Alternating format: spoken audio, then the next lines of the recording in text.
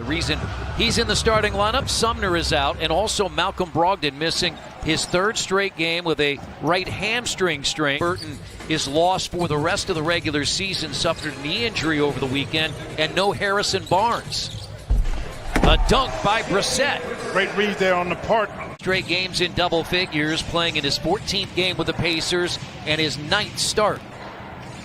Bagley with a left hand. Shea is about 6'8", maybe 6'9", but he doesn't have the same length in his arms. So we got to keep an eye on that matchup. And Doug McDermott starts with a 3. DeLon Wright came over from the Detroit Pistons, has played well in the Corey Joseph trade, and now DeLon Wright's on the board. Now the thing I'm looking at on the defensive end, Chris, this is the risk. The Pacers have picked up closer to the half-court line. This is what he'll do. If he gets going, that's what Buddy Hield will do. He's a three-point shooter, ladies and gentlemen, and he's an unconscious three-point shooter. Make a miss. 73% of his attempts are from 3, and boy, has he been shooting it well from 3. And I don't know if you heard all of the comments, but I don't know that he could have said it any better than he did. No, I think he tried to address it as best he could. They're going to be rumors, and you have to take them. This has been coming, but it's okay. That's just something you just deal with, because to JJ's point, you've got to deal. To Coach Bjorkgren's point, you got to deal with personnel. It's the 4th of 4 straight on the road, and they are 3-0. Impressive here, and what a spin and win. Indiana with a 2-point lead. Hield. Wow, he threw a delayed pass over the head of LeVert, and this is a good timeout. And that's a lot of height to try to get by with Bags. And Bagley again, and there's those paint points. Recognize that the zone has to force the ball to the outside, but you're right, paint points based on the last contest. Yeah. 96 by Washington as LeVert gets inside. And Tyrese Halliburton injured his left knee on Sunday in Dallas. And there's another basket and another dunk at the rim. And McConnell had it taken by Wright. Running is Bagley, and he's got 2 more. A good decision by Sabonis not to foul. Again, almost 3/4 of his shots come from three-point range. They're going to be three-point shots. Oh, great pass into McConnell. Equally as important, Chris, is you've got to cut. Chris, I don't know if you can get much more freedom than that. That shot guy just took in the corner, trapped basically, and takes a three-pointer covered. And Justin Holiday. James, out of Wyoming, has had 2 double-figure games in the last 4 off the bench. He had 10 fourth-quarter points in the win at Oklahoma City. Martin at the free throw line. Nice job by Goga. Had position, played big, forced Walton to call a timeout. Not careful, he'll get attacked. The 2 teams behind in 11th and 12th, Toronto and Chicago, currently 4 and 4.5 games behind. So they've got to do a lot of work, just as Terrence Davis did to get that one in. Just have to make sure you clear the glass. McConnell drives to the basket, and it rolls off. Davis, coast to coast, 2 straight baskets. Have San Antonio at home on Friday, who is just ahead of them in the Western Conference standings. They have the last play-in spot. If Sacramento has any hopes, and they are 3.5 behind the Spurs. And that's another block. Pacers have to get back. Basket hanging is Bagley, and he dunks it home. For those of you who don't know, Tim Hardaway obviously is a junior. His dad played for the Miami Heat, and knocking down threes like that. Tied at 38. We've cycled back through the benches as the starters back in for both teams. That was challenged, but right there at the rim, Bagley. It's again 7:30 with an 8 o'clock tip. Tomorrow night, Pacers and the Hawks.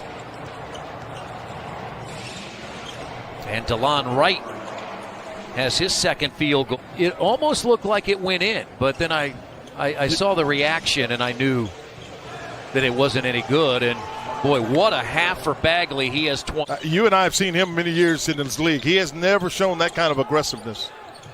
And LeVert inside. As LeVert goes inside, it's short. He can't get it. Bagley's on the move.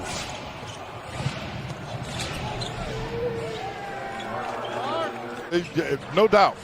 You'd go there, and they had the cowbell going, and Chris Webber and all of those. They had a team. Do everything right on the possession, and Hield bails him out. 11-point lead as Sabonis pounds it down. Third assist for Caris LeVert. You can't miss on him. You can't miss on him. And what happened on that was Aaron Holiday missed. He hit 6 threes against the Pacers earlier this year. Right the steal, right the dunk. The longtime assistant to Steve Kerr at Golden State. Played 10 years in the NBA. And Sabonis scores over Holmes. Wright has moved into the starting lineup with De'Aaron Fox out. That is altered. But the long rebound to Holmes.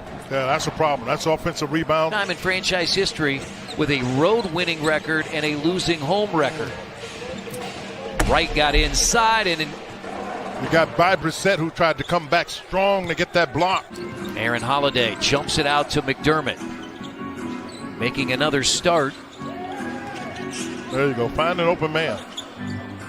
And Brissett signed 2 10-day contracts, then rewarded with a bigger contract just a couple of weeks ago, and he promptly went out and had 23 points and 12 rebounds. Hield gets inside, lobs it up. Holmes throws it down. That's a missed 3. That was after Dallas had beaten Washington in a 126-125 win. And too many easy hoops, Chris. Yeah. I don't know about where LeBron is. You don't know where people are going to be in terms of the scheduling as Buddy Hield knocks down another 3. Tipped out, but an offensive rebound. These 50-50s the Pacers got to get. Watch, they get it inside. Yeah, these 50-50 they got to get to. They play games that are high octane, and yeah, that's what they are. They're not a team that stops you. They're a team that tries to outscore you. He's shooting. You got to know who you're playing, who you have on the floor. But an offensive rebound, and Harkless drives right to the rim. Talked in the open about the highs and lows as Batase hits a 3. Had a huge high on Saturday, a low on Monday. Not shot it well from three-point range tonight, the Kings. They really haven't. Just 6 of 22. They've done all their damage in the paint. In the paint is McConnell. And there's another miss by Davis. Because I think with the group they have on the floor, they don't attack the zone very well. See, got them a little bit of fire, and that's really what you want to see. Pacers led by the 12 points of Sabonis. He's the only double-figure scorer. Hield cashes in again. He's the one you've got to get to because he's the best three-point shooter on their team. Again, he looks to shoot the 3 at any time as McConnell inside, and Cassius Stanley lays it in. That's what an aggressive play will get you. First time this year this combination has been on the floor in a game. They might have played together in a practice, but never a game. Oh, no doubt. No doubt about it, Chris. And Luka Doncic and Trae Young. And they don't have one of their best players, and I'm glad he's not here, De'Aaron Fox, because he is a really hard guy for the Pacers. You can't worry about an offensive rebound, but you have to also wonder about guys' legs. Do they have the ability to get back as Caris LeVert knocks down a 3? 17-point advantage. That was a second 3 tonight for Caris LeVert. The Pacers just 8 of 22 as Holmes inside adds 2 more in the paint. And it does not get any easier tomorrow night. The Atlanta Hawks in the fourth quarter lead the Phoenix Suns, who are tied with Utah for the best record in the NBA by 25. It's so long, Holiday rightfully couldn't get a shot there. And the Pacers turn it over. The active hands. Running is Harkless. An 11-point game for Martin. That's a season high. Most points he scored in a Pacers uniform, and the Sacramento Kings have swept this